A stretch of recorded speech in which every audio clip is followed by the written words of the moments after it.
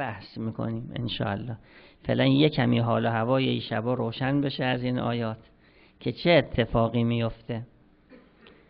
انا انزلناه فی لیلة مبارکه، ما این قرآن رو در یک شب مبارک نازل کردیم.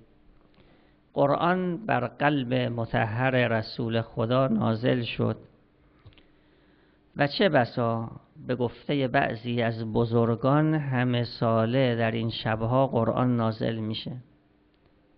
فراموشم شد گفتیم که شب 19 پیشنویسه، شب 21 نقض و ابرام میشه، شب 23 به تصویب نهایی میرسه.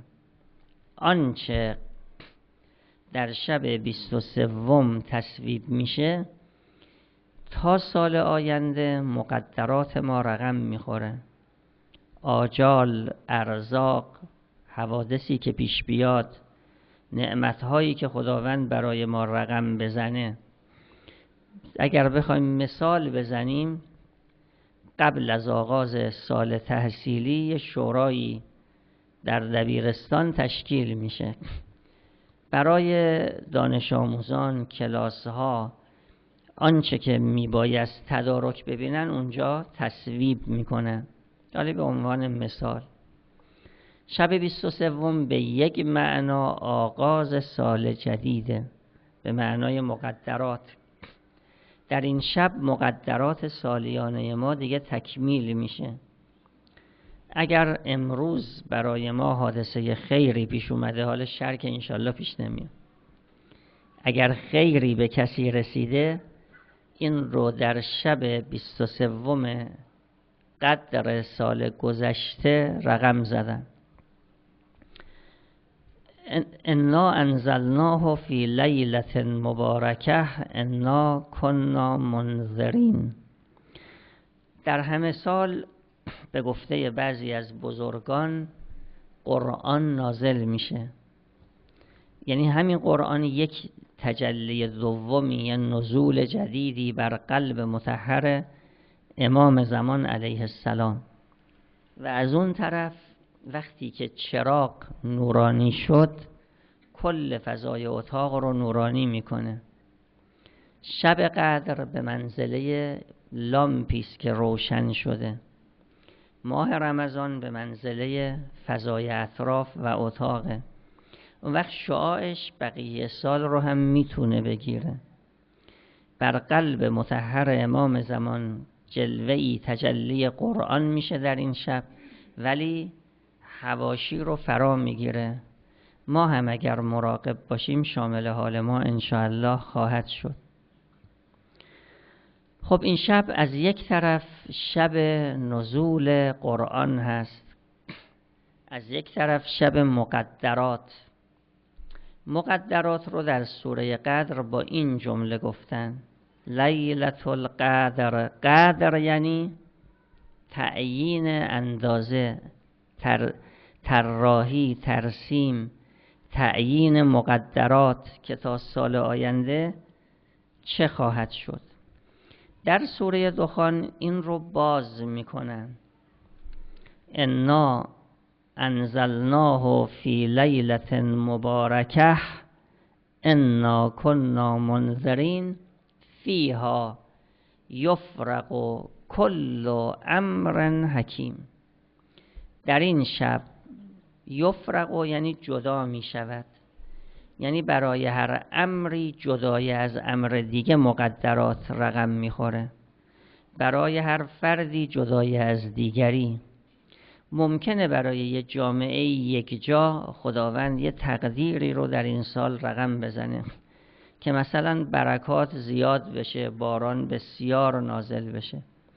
ممکنه برای یه قومی هم خداوند خدایی نکرده بلایی رو رقم بزنه، ولی برای افراد هم جدا جدا مقدراتی رقم میخوره. هر کسی یه دفتر سرنوشتی داره. در این شب دفتر سرنوشت سالیانه او رو پر میکنه. ما دو سری مقدرات داریم: مقدرات کلی ما موقعی که ما در جنین هستیم شکل میگیره.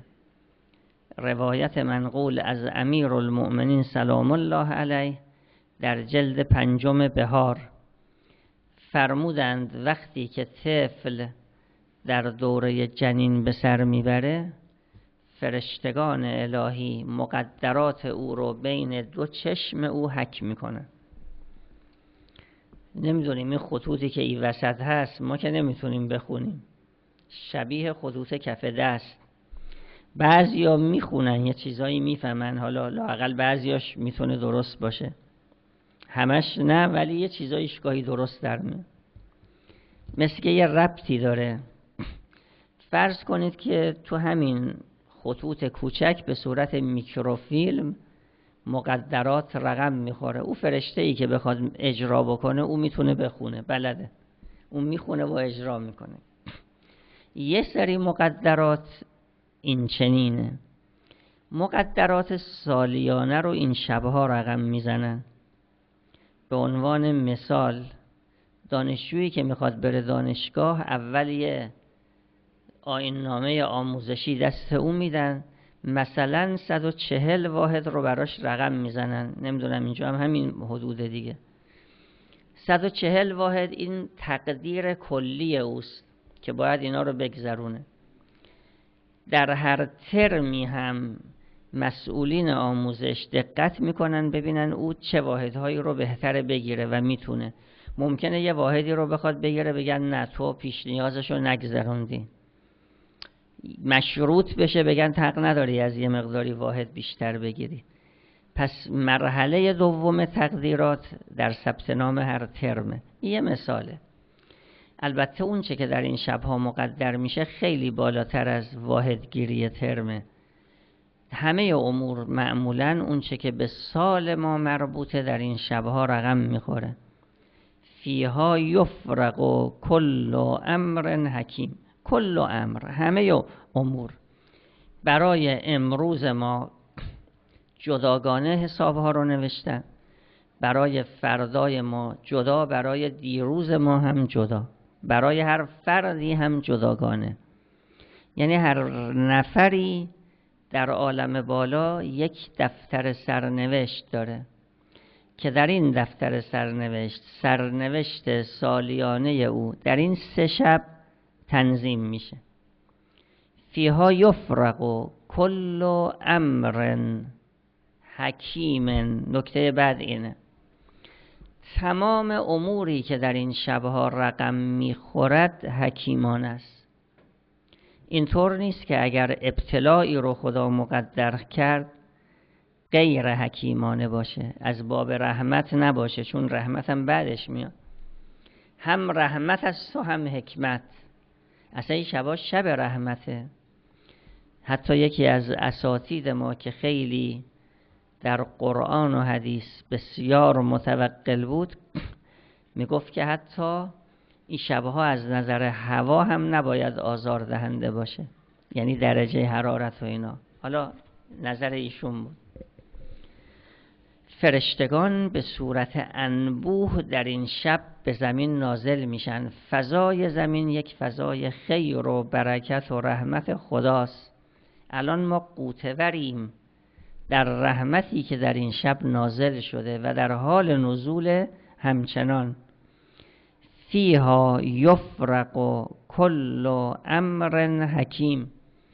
در این شب رقم میخورد تمام امور حکیمانه یا امور حکیمانه. هیچ امری در این شب که غیر حکیمانه باشه مقدر نمیشه. خب یه سوال میشه، آیا همه آنچه در عالم اتفاق میفته حکیمانه است؟ ما میبینیم بعضی از اتفاقات حکیمانه نیست. اون چه که به ما انسانها مربوط میشه اینا حکیمانه است؟ ما خدایی نکرده انسان تن به معصیت خدا میده، ای که دیگه حکیمانه نیست. پس از این چه نتیجه میگیریم؟ فیها یفرق کل امر حکیمن. اون چه که در این شبها رقم میخوره امور حکیم است. معاصی در این شب رقم نمیخوره. پس آیا معصیت ها